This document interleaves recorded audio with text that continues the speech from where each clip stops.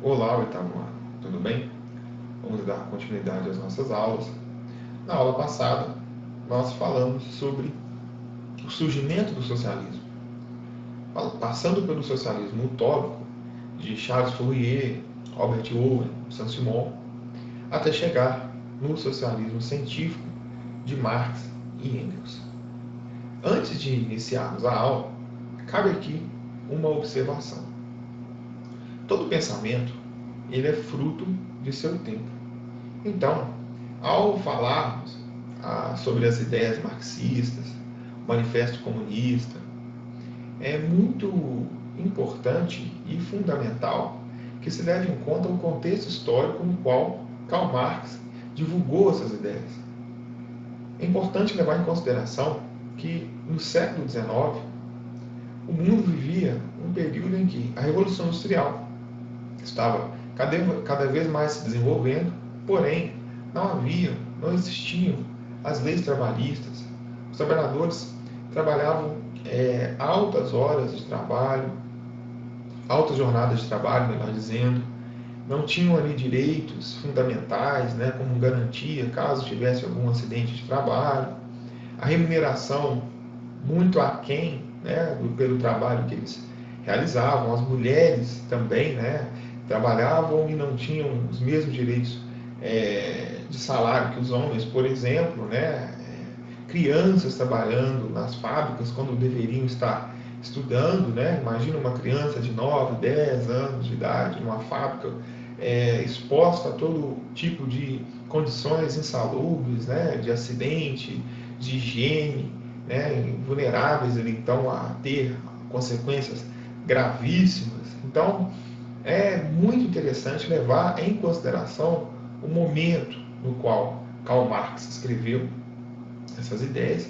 e pensar que hoje essas ideias têm uma outra conotação, tá? Não temos de repente, né, pensar que o mundo está prestes a uma revolução comunista, né? Até para entender o que é comunismo, né? Na aula passada nós falamos sobre as diferenças, hoje aqui também nós vamos falar.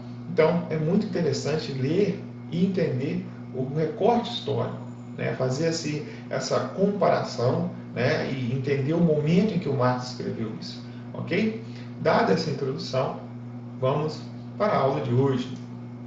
Com o objetivo de reforçar a consciência de classe no movimento operário internacional, foi organizada a Associação Internacional dos Trabalhadores. Deste modo, ocorreu a primeira internacional entre os anos de 1864 e 1876 em Londres, onde reuniram sindicalistas da Inglaterra, França, Itália, Hungria e também Polônia.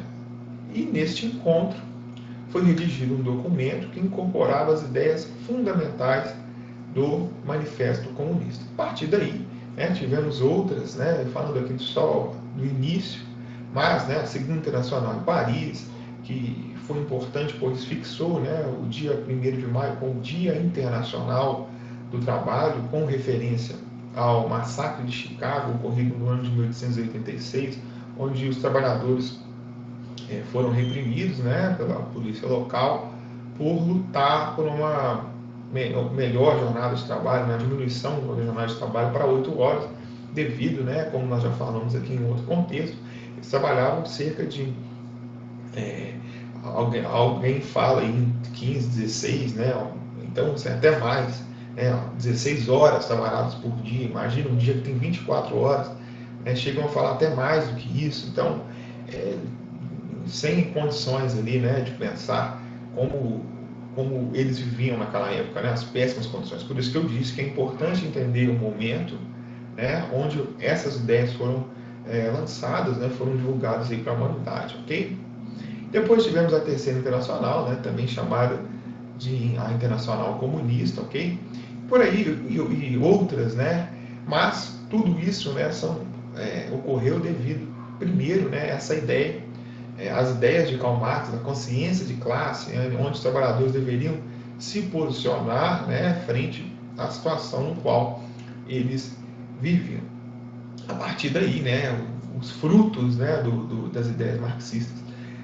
Nós tivemos aí a Revolução Russa, em 1917, a Revolução Chinesa em 1949, a Revolução Cubana em 1959, e é importante aqui, cabe também uma explicação, que se pensar na Revolução Russa, na Revolução Chinesa, na Revolução Cubana, mas são governos ditatoriais, verdade.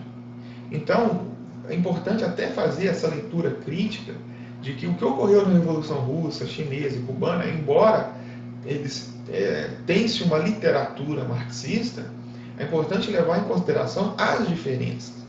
O que o Marx pregava e o que, podemos dizer, foi aplicado nesses países, né? Então, o que tivemos na Revolução Russa foram governos autoritários, onde eles apropriaram do Estado, melhor dizendo, né, a figura do líder, caçaram, perseguiram, torturaram, mataram ali opositores, né? Então, de fato, podemos comparar isso às ideias ortodoxas de Marx? Não. Então, isso é um assunto que vocês vão ver mais para frente, mas é importante ressaltar as diferenças. O socialismo, para Marx, seria um meio do caminho até chegar ao comunismo. Para Marx, os trabalhadores deveriam se unir, lembrando aqui a aula passada, né? Deveriam se unir, a partir de então, né? Começasse a ditadura do proletariado, que é o governo dos trabalhadores, ok? E quando, enfim, chegar a conseguir reduzir, né, e até eliminar todas as desigualdades sociais, vai para a última etapa, que seria o comunismo, ok? Então, o socialismo para o Marx era um caminho até chegar ao comunismo, porque para ele toda forma de governo é uma ditadura, mesmo que fosse do proletariado ou dos trabalhadores, ok? Então, é fundamental, né, entender, né, as diferenças, né, dessas revoluções aí, que tem uma literatura socialista, né, não podemos negar, tem as referências marxistas, ok? Mas, porém, é importante confrontar as ideias de Marx com o que foi praticado lá, né? O marxismo ortodoxo, o socialismo marxista para o socialismo leninista, stalinista, ok? Dito isso, nós podemos seguir, né, falando um pouco sobre as sufragistas. No século XIX e XX, né, nós tivemos a luta das mulheres, as mulheres lutando pelo direito de voto. Por que é importante o direito de voto? Porque o voto você tem representação, tá? A partir do momento que as mulheres começam a ter o direito ao voto, vai ter políticos, né, representantes que vão lutar por essas bandeiras, né, os direitos femininos ali, né, fundamentais. Lembrando que a mulher, devido à cultura da sociedade patriarcal, era vista somente para os trabalhos domésticos, cuidar dos filhos, e quando ia para as fábricas trabalhar, era vista como inferior aos homens, não tinham os mesmos salários, né, ganhavam menos que os homens. Então, tudo isso foi muito importante, né, essa luta das mulheres. Muitas mulheres aí foram presas, sofreram a violência, né, por lutar por esses direitos, né, o direito fundamental do voto. Lembrando que durante as guerras foi fundamental, né, as mulheres assumiram o trabalho nas fábricas, as mulheres mantiveram os países funcionando, né, na Europa, porque os homens estavam nas guerras, nos campos de batalha, a mortalidade altíssima, né? Então as mulheres mostraram, né, para os homens o seu valor, se posicionaram. Então, a partir de então, começaram a também ter essa consciência de classe, né? A qual lugar eu pertenço dentro de uma sociedade, ok? Foi então, né, expandindo um pouco mais, né, as ideias marxistas, o Brasil, no início dos anos 20, principalmente no período da Primeira Guerra Mundial, o Brasil também começou, né, a ter ali uma classe operária, começou a lutar por direitos, as mulheres lutando por direitos. Nós tivemos a greve geral que ocorreu aqui no Brasil em 1917 também, tá? Então, a luta feminina, a luta, os trabalhadores, né, lutando, e também, né, com tudo isso voltado para essas ideias, né, que iniciadas aí por Karl Marx, ok? Então, chegamos agora no anarquismo. O que é o anarquismo? O anarquismo é um sistema político, filosófico, ideológico que corresponde à ausência de governo, ao fim do Estado e da autoridade por ele imposta. O termo, de origem grega, significa sem governo, sem poder. O anarquismo e o comunismo são sistemas que têm suas diferenças, né? Não podemos dizer que o anarquismo prega a ausência do Estado, a eliminação de qualquer ordem hierárquica e defende a organizações libertárias. Já o comunismo é um sistema econômico em que não há classes e a propriedade é comum. No comunismo existe a proposta de um governo. No anarquismo, a ausência do governo é total. Então, o que nós podemos explicar disso? Né? Quais são as diferenças? Eles têm suas semelhanças, mas têm também suas diferenças fundamentais aí, ok?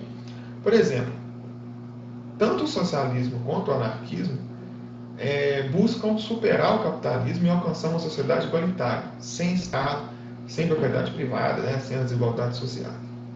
Só que a diferença é que o anarquismo ele prega a ausência do Estado, eliminando o capitalismo e pulando direto para uma sociedade sem Estado, né? Seria um comunismo, ok?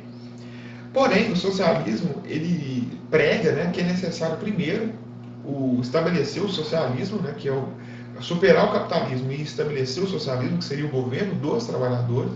E quando os trabalhadores, né, conseguirem eliminar todas as diferenças, as desigualdades sociais, vai pular para a última etapa, que é o comunismo, o nirvana, a sociedade ideal, sem Estado, sem governo, né, tudo de todos, ok? Então, tem essa diferença aí que é fundamental. O anarquista quer pular direto, né, resumindo aqui, do capitalismo para o comunismo, podemos dizer assim, né, uma sociedade sem Estado, sem governo, ok?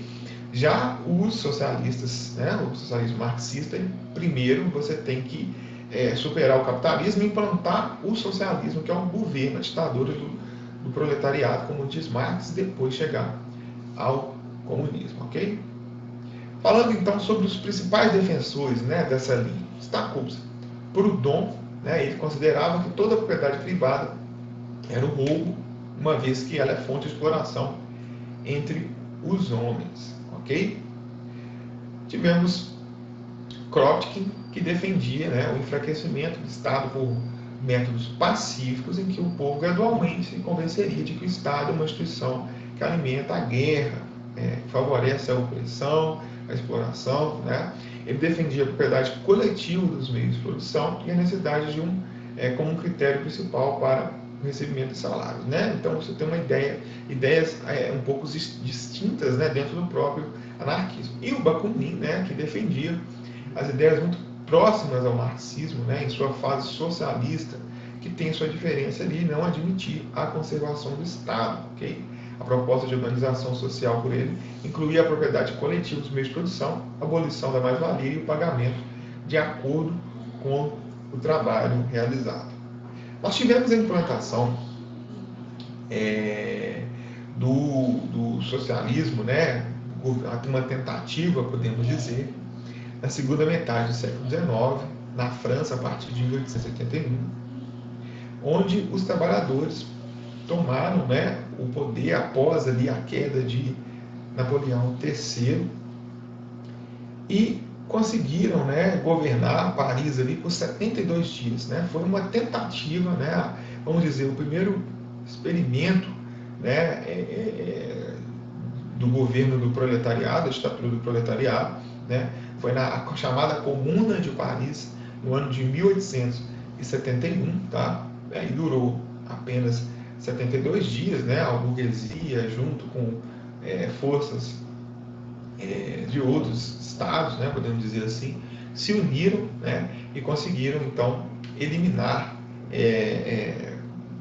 essa ideia, né? Esse pensamento, ou essa tentativa, porque se desse certo na França, com certeza os trabalhadores do mundo inteiro, né, poderiam seguir esse exemplo, ok? Aí sim seria, né, para a burguesia um péssimo negócio, ok? Onde a principal ideia do socialismo é eliminar a propriedade privada, ok? Então essa foi a nossa aula de hoje. Muito obrigado, até a próxima. Tchau.